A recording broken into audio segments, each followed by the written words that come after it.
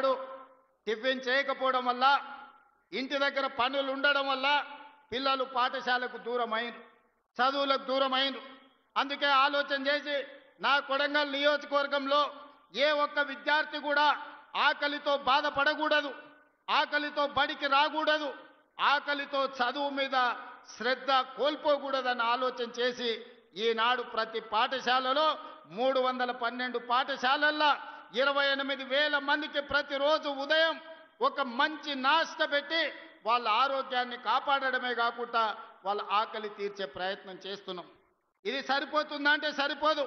అందుకే ఈనాడు ఈ ప్రాంతంలో ఈరోజే మనం ఈరోజే పునాది రాయి వేసుకున్నాం.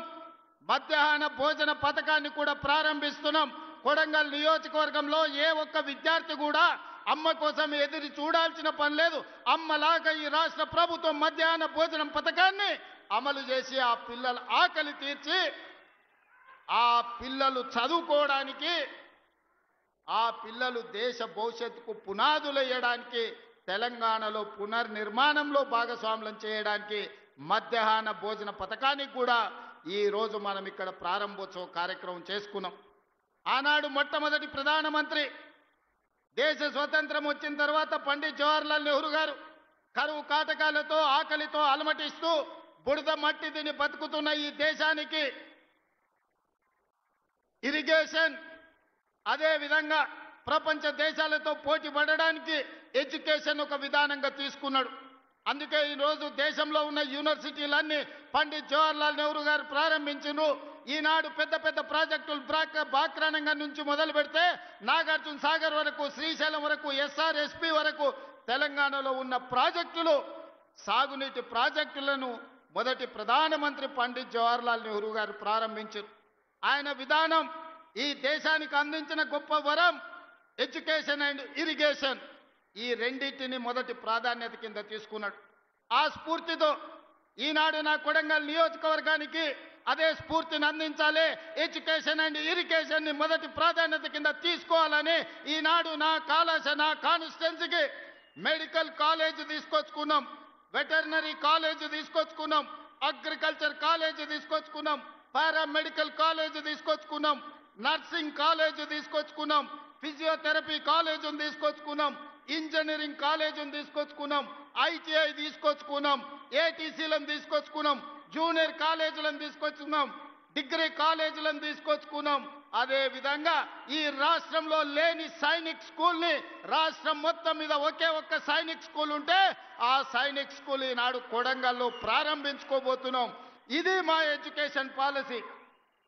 రేపటి తెలంగాణ పునర్నిర్మాణంలో నా కొడంగల్ నియోజకవర్గం మా సోదరులు, మా అక్కలు, మా చెల్లెళ్ళు వాళ్ళ పిల్లలని భాగస్వాములను చేయడానికి ఈనాడు 5,000 కోట్ల రూపాయలతోని మా ఎడ్యుకేషన్ క్యాంపస్ని ఈరోజు మేము నిర్మించుకుంటున్నాం. ఇవన్నీ ఈనాడు ఏమి ఖర్చులకు ఇచ్చినా తెల్లారికి ఖర్చు అయిపోతుంది. తరగని ఆస్తి విద్య ఒక్కటే. ఈరోజు మేము ఐటీఐ చదువుకోవాలంటే ఒక దగ్గరికి పోవాలి, జూనియర్ కాలేజ్ చదువుకోవాలంటే ఇంకొక దగ్గరికి పోవాలి, ఇంజనీరింగ్ చదువుకోవాలంటే ఎక్కడికి పోవాలో తెలియదు, మెడికల్ కాలేజ్ అంటే ఎట్లుంటుందో మా ప్రాంతానికి తెలియదు. అందుకే రాష్ట్రం నలుమూలల వలసపోయినట్టు పొట్ట చేత పట్టుకొని చదువుకోవడానికి మేము వెళ్ళడం ఏంది, రాష్ట్రం నలుమూలల నుంచి చదువుకోవాలంటే ఎవరైనా నా కొడంగల్కు రావాలి, ఈ కొడంగల్ చదువుకోవాలి. ఎవరైనా గొప్ప చదువు చదవాలి అంటే, గొప్ప చదువు వాళ్ళ పిల్లలు చదవాలంటే తల్లిదండ్రులు అయ్యా పిల్లగాన్ని కొడంగల్ పంపించారు, మంచిగా చదువుకుంటాడు, మంచి చదువులు చెప్తారు కొడంగల్ అని రాష్ట్రం నలుమూలల అమ్మలు మాట్లాడుకోవాలని ఇవాళ కొడంగల్ నియోజకవర్గానికి ఒక ఎడ్యుకేషన్ క్యాంపస్నే తీసుకొచ్చినాం. ఇవాళ మీ అందరు మంత్రివర్గంలో 100% సహకరించడం వల్ల ప్రతి గ్రామంలో పాఠశాల నడుస్తుంది, ప్రతి మండలంలో చదువుకునే కాలేజీలు వచ్చినాయి. నియోజకవర్గానికి మొత్తానికి ఒక ఎడ్యుకేషనల్ క్యాంపస్. ఉస్మానియా యూనివర్సిటీలో కూడా ఇన్ని ఫ్యాకల్టీస్ లేవు, ఇన్ని కాలేజీలు లేవు అక్కడ ఉండే క్యాంపస్లో. కానీ అదే కొడంగల్లో ఈనాడు వాటన్నిటినీ ఒకే ప్రాంతంలో కేంద్రీకరించి ఈరోజు పనులు ప్రారంభించుకున్నాం. సరిగ్గా 16 నెలలు తిరిగే లోపల ఇది ఒక అంతర్జాతీయ స్థాయి ఎడ్యుకేషనల్ హబ్గా దీన్ని మార్చడానికి మేము ప్రయత్నం చేస్తున్నాం. ఇదే కాదు, మాకు కరువు, మాకు కందులు తప్ప ఏం పడవు. మా ప్రాంతంలో ప్రజలు, రైతులు కందులు వండించాలి, కల్తీ కళ్ళు తాగాలి. ఇంతకంటే మా జీవితంలో ఏం లేదు. మా అక్కలందరికీ తెలుసు. కష్టపడి బాయికాడు నుంచి పొలం కాడ నుంచి ఇంటికి వస్తే కందిసేను కోసి సాయంత్రం పూట కల్తీ కళ్ళు 2 సీసాలు తాగితే కానీ మా నొప్పులు పోవు. ఎట్లా బాగుపడాలి మేము ఆలోచన చేసి విద్యుత్తునే కాదు ఇరిగేషన్ ప్రాజెక్టులు కట్టాలని, అందుకే కృష్ణానది జలాలు మా పక్క నుంచి పోతుంటే చుక్క నీరు రాక ఎడారిగా కరువు ప్రాంతంగా ఉన్న కొడంగల్ను, నారాయణపేట, మక్తల్ని కృష్ణానది జలాలతో తడపాలి అని మక్తల్, నారాయణపేట, కొడంగల్ లిఫ్ట్ ఇరిగేషన్ ని ప్రారంభించుకోవడమే కాదు, దాదాపు 5,000 కోట్ల రూపాయలతోటి ప్రతి ఎకరాలకు నీళ్లు ఇవ్వాలని మా మిత్రుడు శ్రీహరి గారి ప్రయత్నం వల్ల భూసేకరణ సంవత్సరాల కొద్దీ వాయిదాలు పడుతుంది. 95% రైతులు స్వతంత్రంగా ముందుకొచ్చి వాళ్ళ ఆమోదం ఇచ్చి కాగితాలు ఇచ్చి మీరు ప్రాజెక్టు కట్టండి, మేము అండగా ఉంటాం, మా పొలాలు పోయినా సరే మా ప్రాంతానికి నీళ్లు రావాలని ఇవాళ మా రైతులు ముందుకొచ్చి భూములు ఇచ్చిండ్రు. రేపు మంత్రివర్గంలో ఆమోదం పొందితే 3 నెలల్లో ఉధృతంగా పనులు జరుగుతాయి. 3 ఏళ్లల్లో కొడంగల్లో ఉండే ప్రతి మారుమూల ప్రాంతానికి కృష్ణానది జలాలను తీసుకొచ్చి ఈ భూములను తడిపి మా రైతాంగాన్ని ఆదుకునే బాధ్యత ఇవాళ మేము తీసుకున్నాం. ఇది ఒక్కటే సరిపోతుందంటే సరిపోదు, మాకు పరిశ్రమలు రావాలి. లగచర్లలో మేము భూసేకరణ చేస్తే కొంతమంది కుట్రలు చేసి అమాయకులైన రైతులను రెచ్చగొట్టి అధికారుల మీద దాడులు చేయించి ఈనాడు అన్యాయంగా రైతులు కేసులలో ఇరుక్కున్నారు. అందుకే వాళ్ళందరితో మాట్లాడినాం, వాళ్ళ ఆలోచనలు పంచుకున్నాం. వాళ్ళు అడిగినంత నష్టపరిహారం, వాళ్ళు అడిగినన్ని ఇండ్లు కట్టుకోవడానికి ఇందిరమ్మ ఇండ్లు మంజూరు చేసినాం. ఇవాళ లగచర్ల, హకీంపేట, పోలేపల్లి ప్రాంతంలో 3 నుంచి 4,000 ఎకరాల భూమి రైతులు ముందుకొచ్చి ఇస్తున్నారు. అంతర్జాతీయ స్థాయి పరిశ్రమలను, పెట్టుబడులు అక్కడికి తీసుకొచ్చి ఎవరైనా పెట్టుబడి పెట్టాలి అని అంటే ఆ పెట్టుబడికి రక్షణ, లాభం ఉండే విధంగా లగచర్ల పారిశ్రామిక వాడను మేము పనులు ప్రారంభించుకుంటున్నాం. మా నియోజకవర్గం ఒక్క పారిశ్రామిక కేంద్రంగా గొప్పగా రాణించే విధంగా ఎట్లయితే ఢిల్లీ పక్కన నోయిడా ఉందో, ఆ నోయిడా ఈ దేశానికి ఆదర్శమైన పరిశ్రమలకు వేదిక అయిందో, ఈనాడు తెలంగాణకు నోయిడాగా కొడంగల్ నియోజకవర్గాన్ని తీర్చిదిద్ది లగచర్ల పారిశ్రామిక వాడను అంతర్జాతీయ గుర్తింపు తీసుకొచ్చే విధంగా మా రైతులు, మా పిల్లల జీవితాలలో ఉద్యోగాలు ఇప్పించి వాళ్ళకు విద్యనే కాదు మా పరిశ్రమల్లో ఉద్యోగాలు ఇచ్చే విధంగా ప్రణాళికలు ఈరోజు చేపడుతున్నాం. ఇవి సరిపోదు, పరిశ్రమలు వేగంగా అభివృద్ధి చెందాలంటే రైల్వే లైన్లు కావాలి.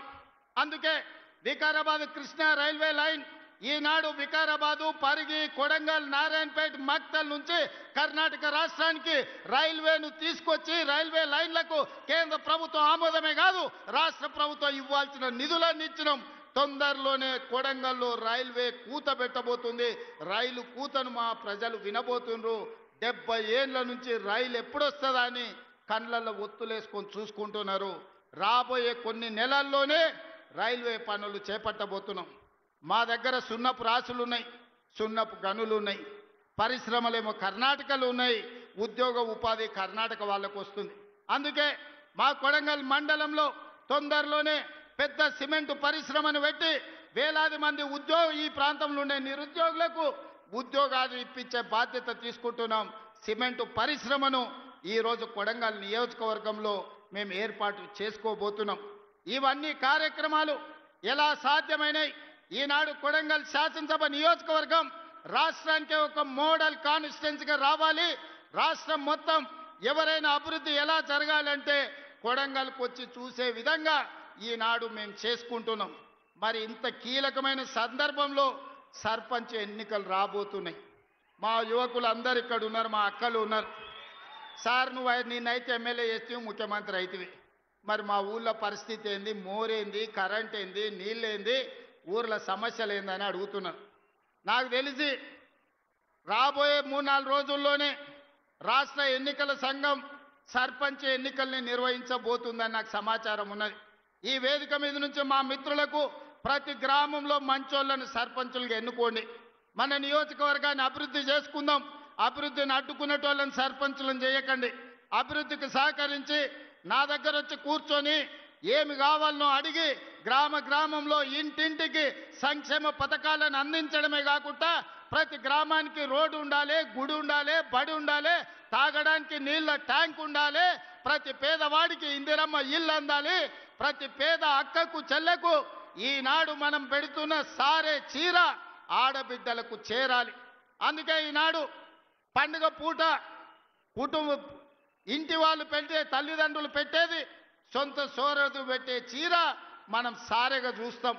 అందుకే ఈనాడు ఈ రాష్ట్రంలో ఉండే 1 కోటి మంది ఆడబిడ్డలకు 1 కోటి చీరలు పెట్టడం ద్వారా పండుగ పూట పెట్టే చీరే మా ఆడబిడ్డలకు సారే కావాలని ఈనాడు రాష్ట్రం మొత్తం నాణ్యత కలిగిన చీరలని మా ఆడబిడ్డలకు ఇస్తున్నాం.